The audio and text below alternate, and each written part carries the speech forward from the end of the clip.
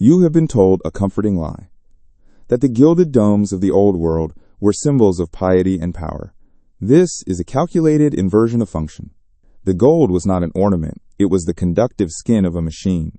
These structures were not houses of worship, they were atmospheric power plants. The forbidden question is why a civilization mired in mud would plate a rooftop with a king's ransom, unless that investment yielded an immediate return of light and energy. Have you not always felt it? That quiet hum of cognitive dissonance when the official story fails the simple test of logic. If you too feel that noise in the narrative, let us know where and from what time you are watching this transmission. Look closer. Do not simply glance at these old photographs as relics of a time gone by.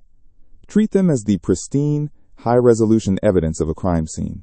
This is St. Isaac's Cathedral in the 19th century. Your eyes are not deceiving you. That is a dome of impossible, liquid gold, a gleaming carapace reflecting the sky that has seen another world. It shines with a geometric and metallurgical perfection that defies the very ground upon which it sits. Now, lower your gaze. Follow the cold, cyclopean granite down to the street level. A machine of the gods parked in the middle of a horse pasture. Let us cross the Pacific in an instant. We are in Melbourne, Australia, standing before the State Library of Victoria. Its magnificent dome, once sheathed in copper, looms over the city. Its construction date? Mid-19th century. The same window of time, the same impossible scale, the same architectural DNA. Helsinki, Finland, the same. Washington, D.C., the same. Buenos Aires, the same. From the heart of old empires to the farthest colonial outposts, the blueprint is identical. This was not cultural exchange. This was not architectural fashion. You do not accidentally build a global, standardized infrastructure based on fashion. This was a network, a planetary grid of resonant structures, all built to the same specifications, all serving the same function. A global civilization operating on a single technological standard was shattered, and its fragmented remains were claimed by the scattered, amnesiac survivors who then called themselves nations. What we call classical architecture is merely the ghost of their operating system, the signature of a unified world, erased from memory but left behind in stone and metal. And this grid had its grand showcases, its central hubs of power, which were briefly and spectacularly turned back on for the benefit of a new, confused, and resettled populace. What do you see? You see mud, thick, inescapable mud, swallowing the wheels of crude wooden carts. You see figures, huddled in drab wool, their faces obscured by the grain of the photograph, but their posture speaking of a hard, short life. They are ants at the base of a supercomputer. This is the central anomaly, the foundational cognitive dissonance upon which their entire narrative collapses. We are shown celestial engineering, inhabited by a terrestrial, almost medieval population. They stand there, our supposed ancestors, gazing up with what we are told is pious awe. But it is not awe. It is the blank, uncomprehending stare of a cargo cultist looking upon the wreckage of a sky god's chariot. There is no connection, no pride of creation. There is only the chasm between the builder and the inheritor. Your own eyes are the primary evidence. Do you see it? The profound, undeniable disconnect. If this image strikes you not as a marvel of construction, but as an artifact found out of time, then you are a witness. Acknowledge what you see. Let a simple click be your testimony, a signal to others that the crime scene has been found. Now, observe the desecration. Here are the same structures, later in time. The golden skin has been flayed. We know them today as the World's Fairs, the Great Exhibitions. Chicago, 1893. Paris, 1900.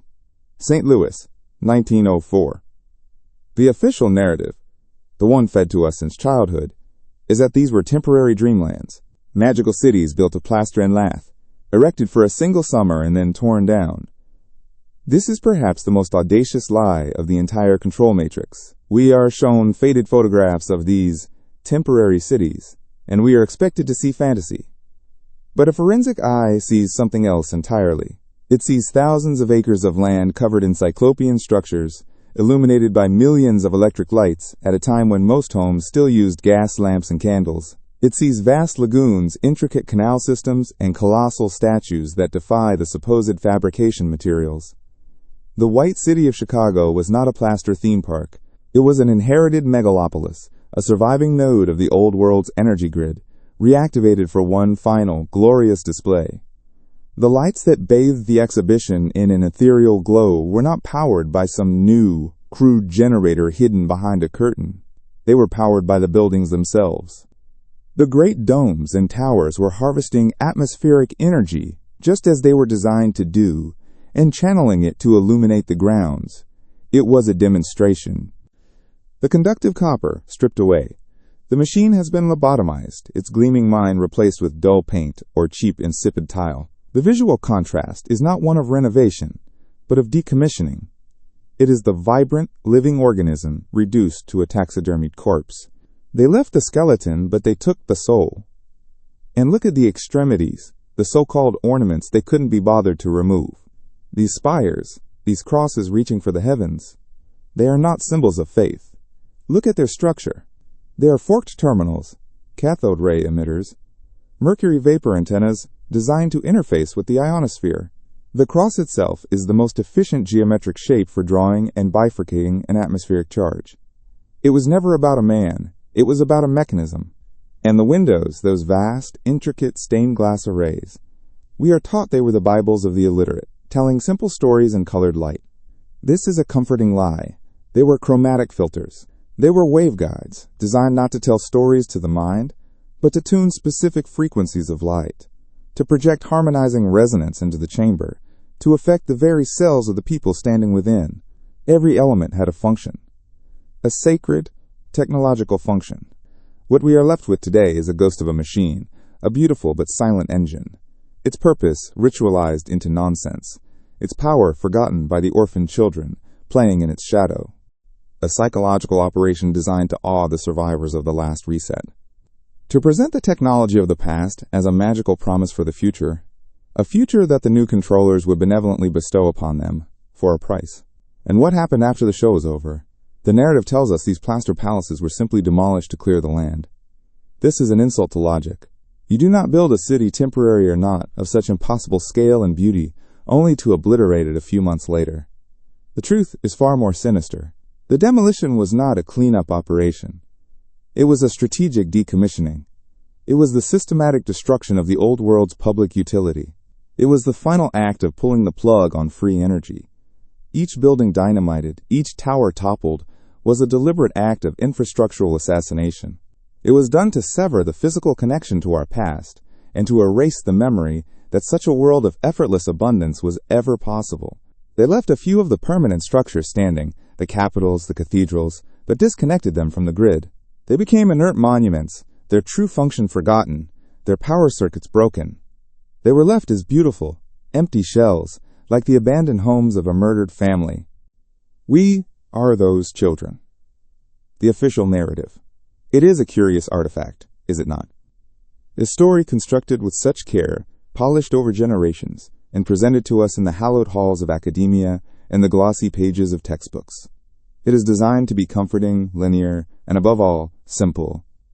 It tells a tale of progress, of our ancestors pulling themselves from the mud with sheer grit and ingenuity, culminating in the magnificent structures we are told to admire as pinnacles of their faith and ambition. But when one ceases to be a passive recipient of this story and becomes a forensic examiner of its claims, the entire edifice begins to tremble. The official narrative is not a fortress of fact. It is a house of cards, and a single, sustained breath of logic is all it takes to bring it down. Let us place a single exhibit under the cold light of scrutiny, the Cathedral of St. Isaac in St. Petersburg. The authorized script, the one stamped and approved for mass consumption, presents us with a narrative of heroic construction. It tells us that, for 40 years, from 1818 to 1858, in a Europe racked by political instability and revolution, a civilization whose most advanced land transport was a horse, dedicated itself to this monumental task.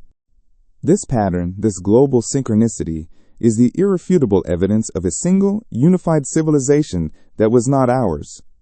A civilization whose infrastructure we inhabit Like hermit crabs in a much larger, more complex shell, they did not just leave us buildings, they left us a riddle, a challenge, written in the language of architecture that spans the globe.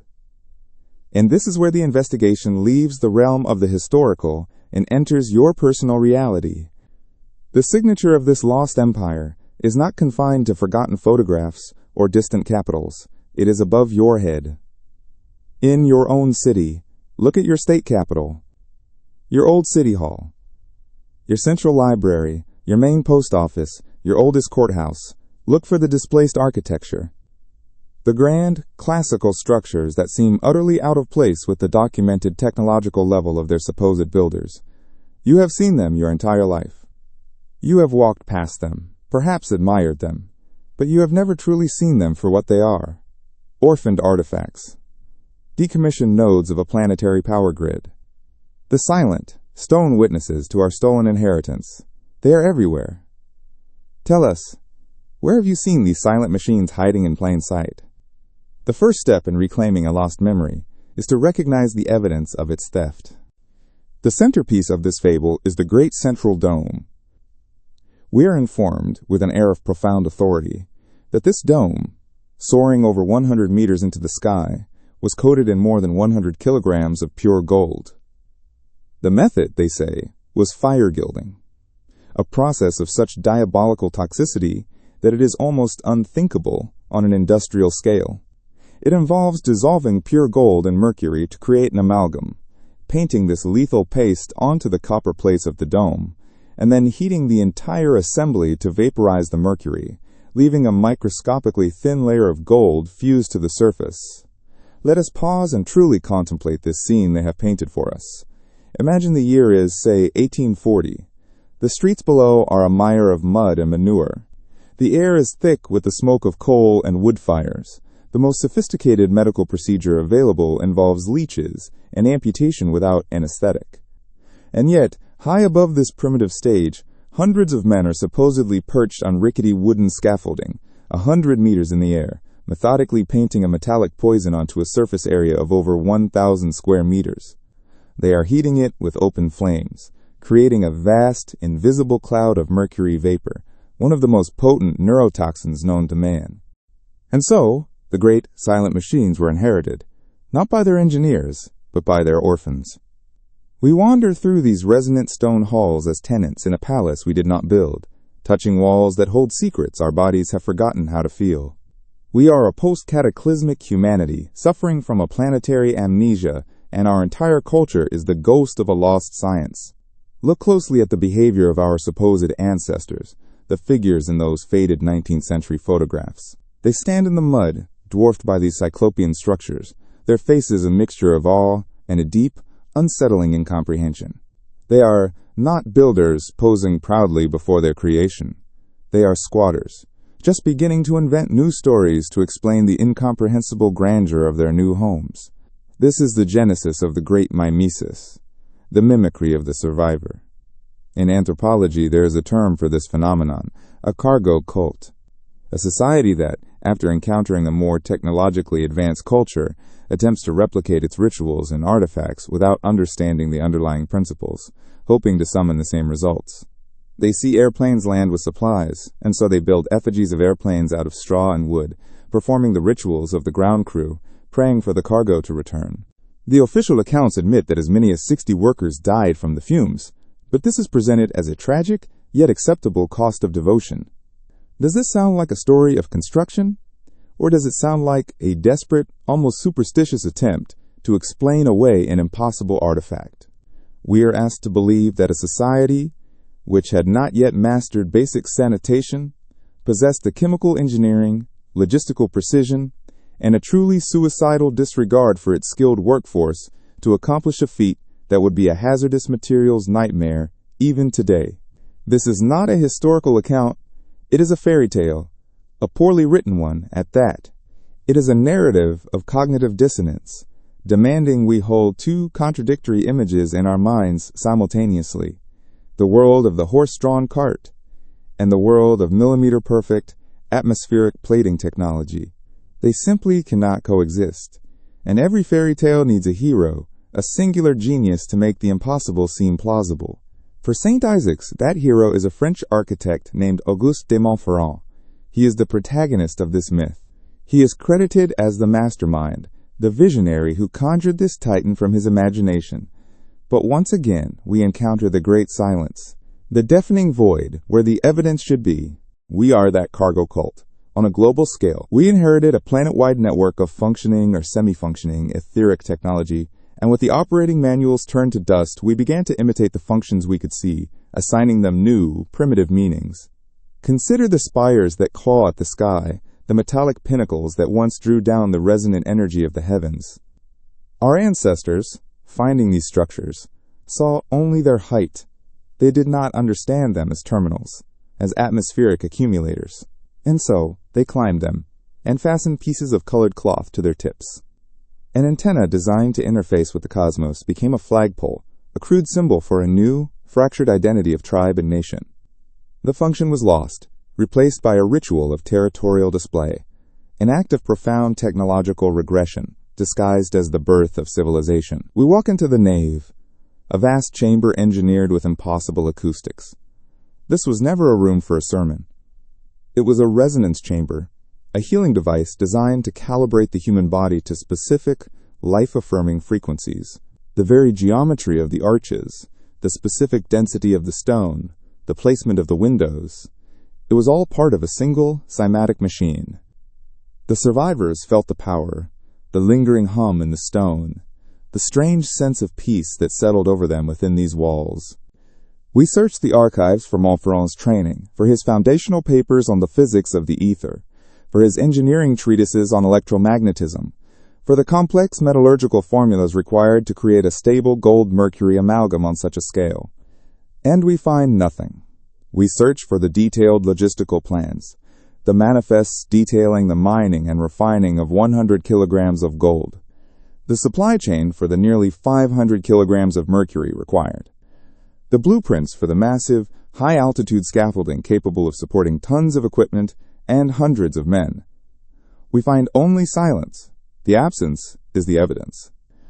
The narrative asks us to believe that this lone genius solved hundreds of unique, life-threatening engineering problems for which no precedent existed, and then conveniently failed to document any of it for posterity.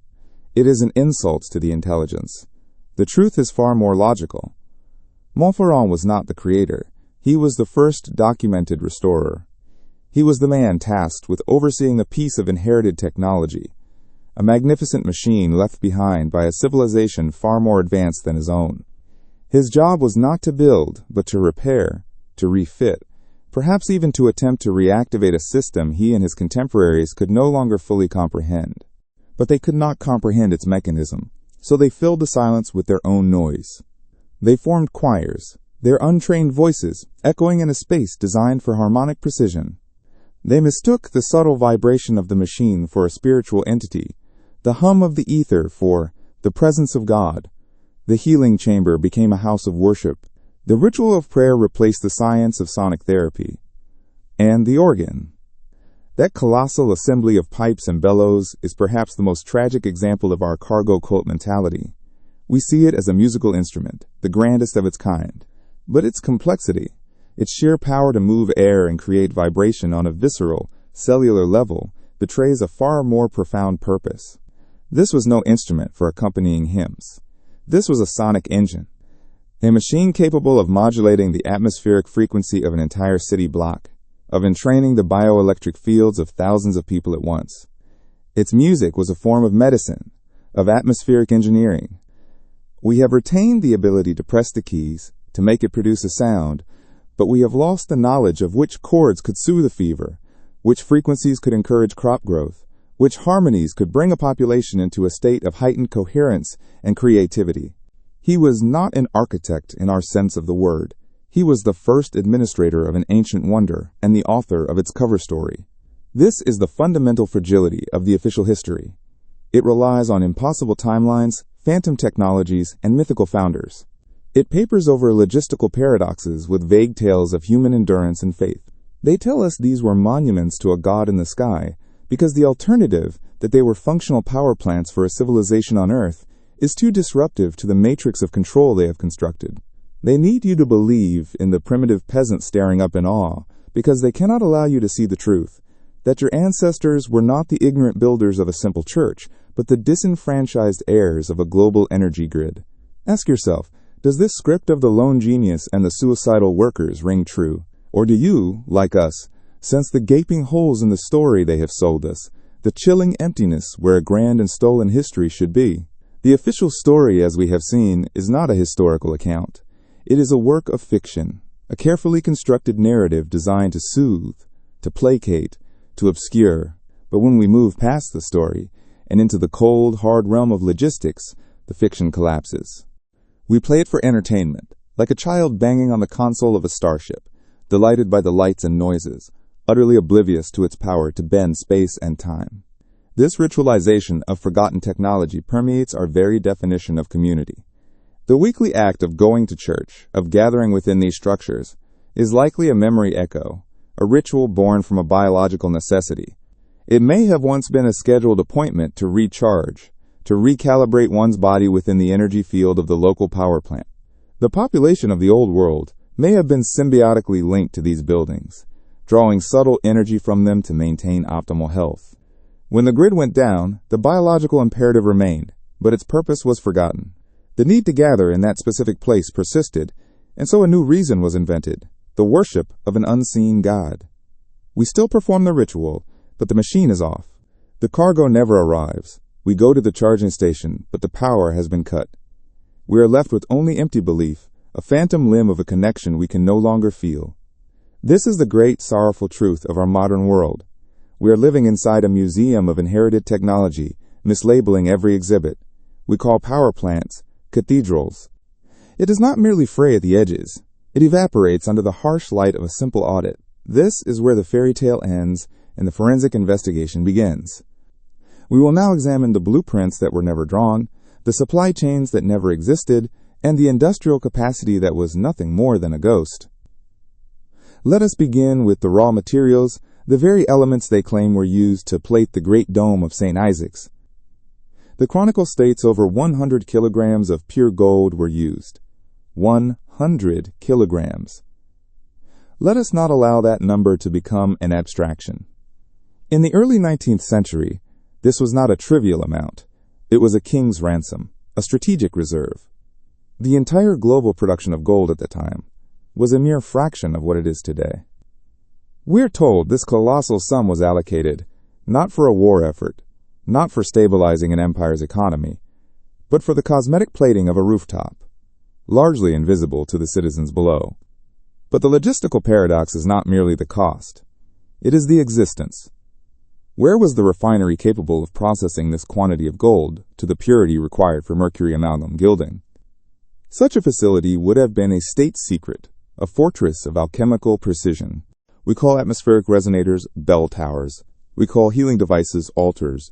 We have meticulously preserved the hardware of a lost golden age while systematically erasing the software, the knowledge of how it all worked. We are the amnesiacs, performing a play on a stage we don't understand, reciting lines from a script whose meaning has been lost for centuries. A deep part of us knows this. It is the source of our collective existential dread, the feeling that we are disconnected, that something vital is missing. It is the cognitive dissonance of a species told they are the pinnacle of evolution, while living in the decaying ruins of a far superior age. If this vision of an amnesic humanity resonates with you, if you feel the ghost of this lost knowledge in your own bones, check to see if you are subscribed. We need awakened minds here, because the process of remembering is a collective one. We are looking at a crime scene, and the central piece of evidence is our own ignorance. The question is not just what these buildings were. The question is, what catastrophic event, what engineered silence made us forget? We are a cargo cult, performing rituals in the silent engine rooms of a dead civilization. But we must ask the most critical question: who turned the machines off? Yet, there are no records, no architectural plans for this refinery, no ledgers detailing its fuel consumption, its workforce, its security protocols. We are asked to believe that a civilization struggling with mud-filled streets and horse-drawn carts possessed a precious metals industry on par with a modern nation, yet left no trace of it. This is the first gaping hole in the cover narrative. An industrial-scale output with no industrial-scale source. Then, we come to the second element, the agent of this supposed alchemy, mercury. The official account requires nearly 500 kilograms of it, half a metric ton of liquid poison. This is not a laboratory quantity. This is an industrial weapon. The process of fire gilding involves painting the gold-mercury amalgam onto the copper plates and then heating them, vaporizing the mercury to leave behind a thin layer of gold. Imagine the scene. Hundreds of meters in the air, on windswept scaffolding, workers are tasked with heating half a ton of mercury until it becomes an invisible, odorless, neurotoxic gas. This is not a construction project. It is a meticulously planned mass casualty event. Where are the records of the thousands who must have sickened and died? Where are the medical texts from St. Petersburg describing the epidemic of tremors, madness, and organ failure that would have inevitably swept through the workforce? A technology this robust, this globally ubiquitous, does not simply fade away. An empire of light does not just forget. It is silenced. It is erased.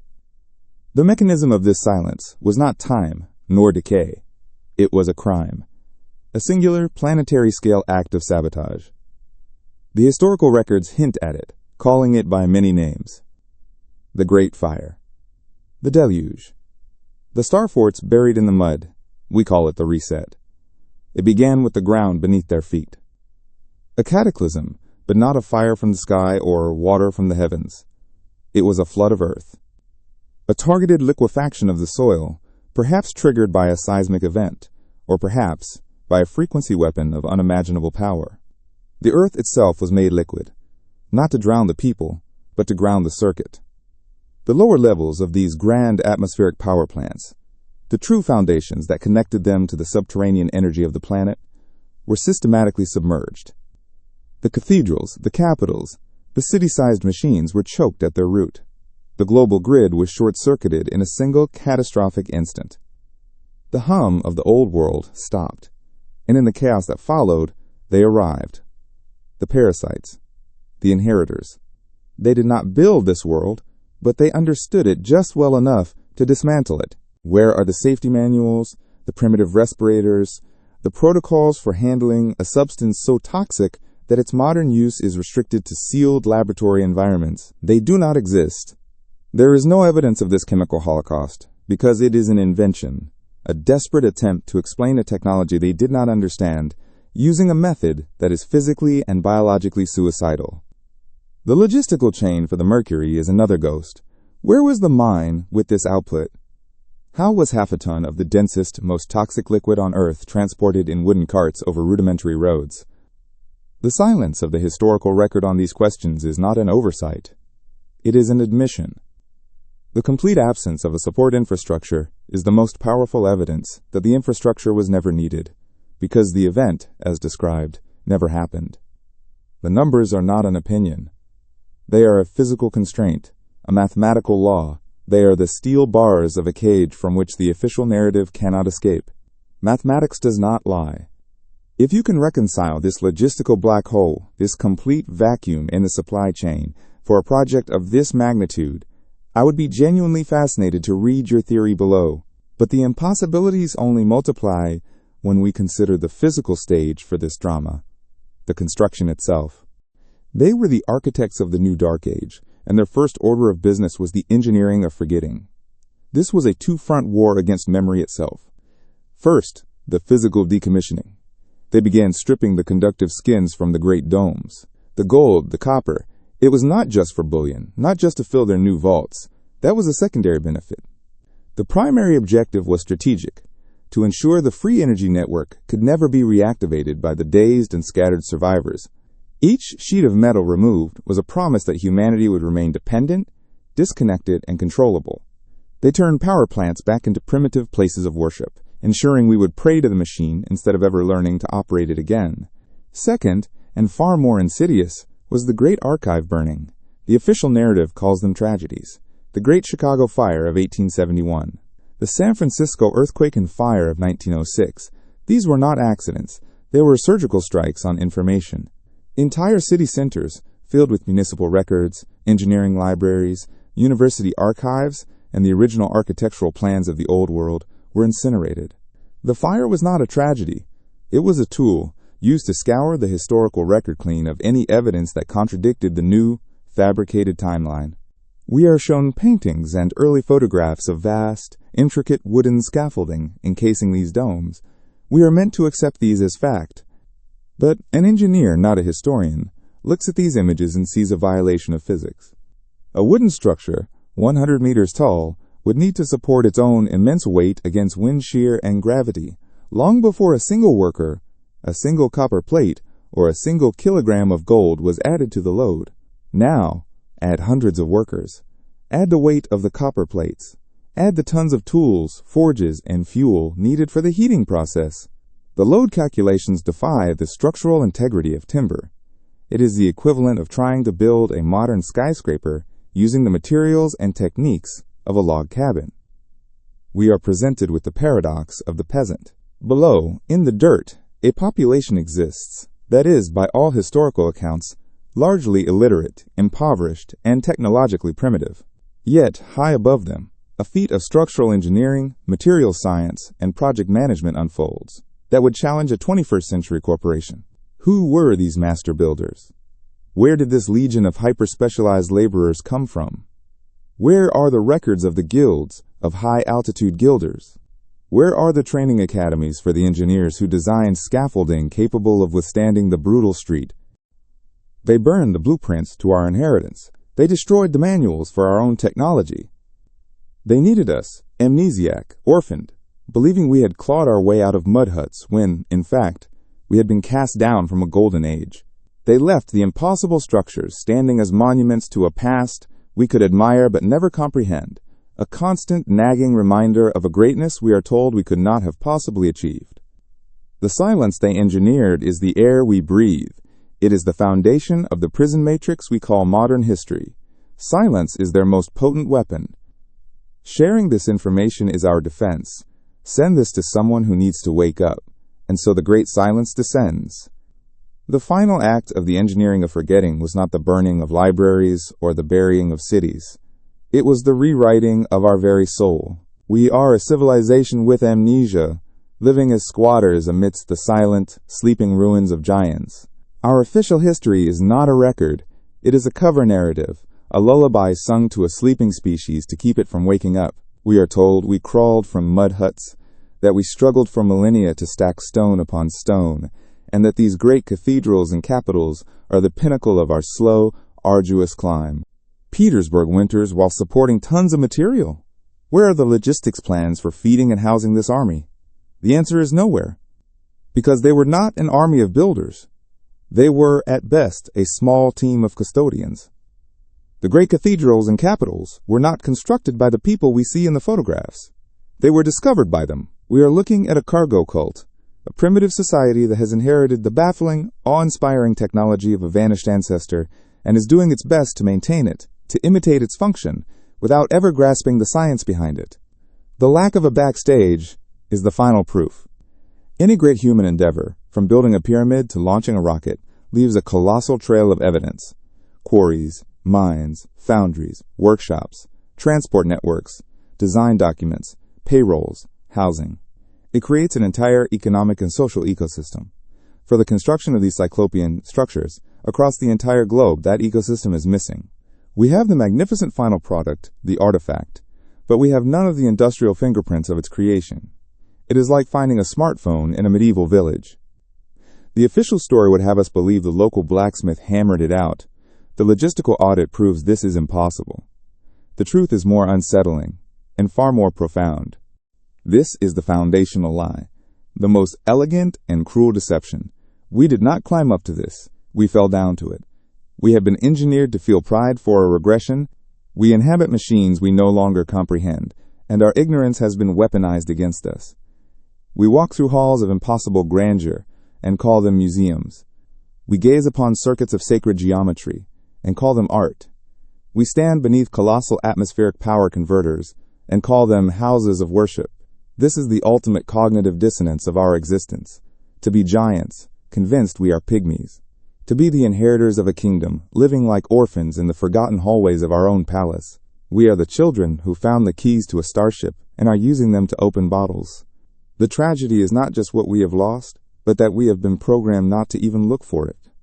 To question the function of a golden dome is not an academic exercise. It is an act of existential rebellion. It is the first tremor of a memory long suppressed. Each impossible arch, each megalithic column, each spire that scrapes the heavens, is a breadcrumb leading back to a stolen truth.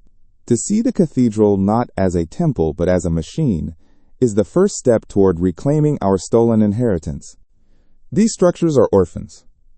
They are monuments to a lost parent civilization, a global empire whose technological signature is stamped on every continent, while the memory of its existence has been surgically excised from our history. We were not the builders, we were the inheritors. And the story of their construction is the foundational lie upon which our entire modern timeline is built. The mathematical impossibility of St. Isaac's is not an isolated anomaly. It is not a singular data point that can be dismissed as a Russian exaggeration or a historical fluke. To believe that is to willfully ignore the echo, the resonant frequency that repeats with chilling precision across the entire surface of this planet.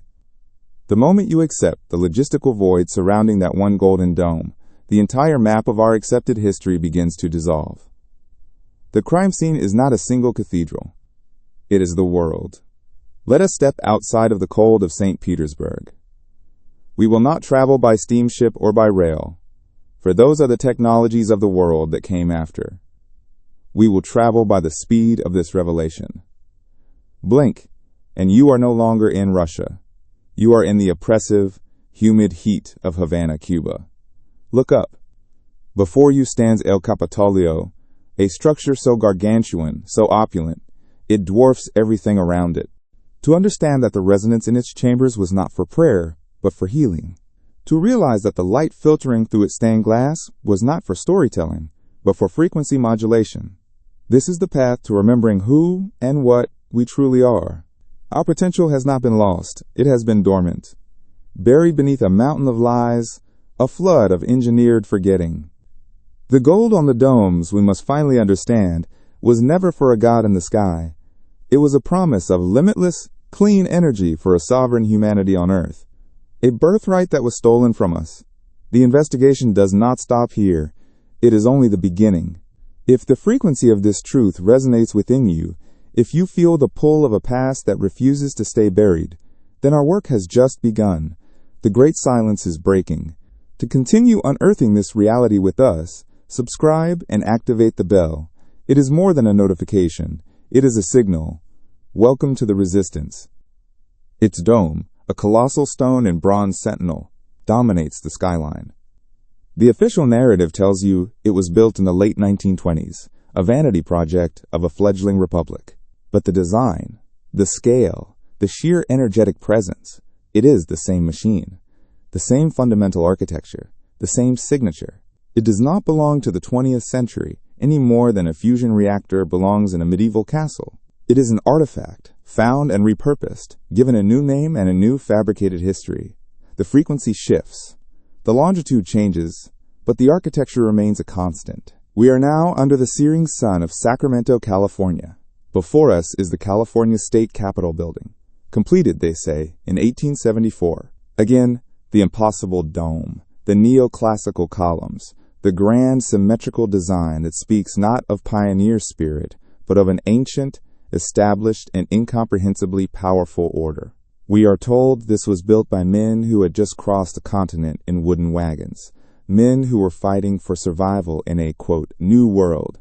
This is the core of the cognitive dissonance. We are shown images of dusty streets, wooden shacks, and primitive industry, yet in the center of it all stands a palace that would have challenged the engineering capacity of Rome. It is a technological paradox.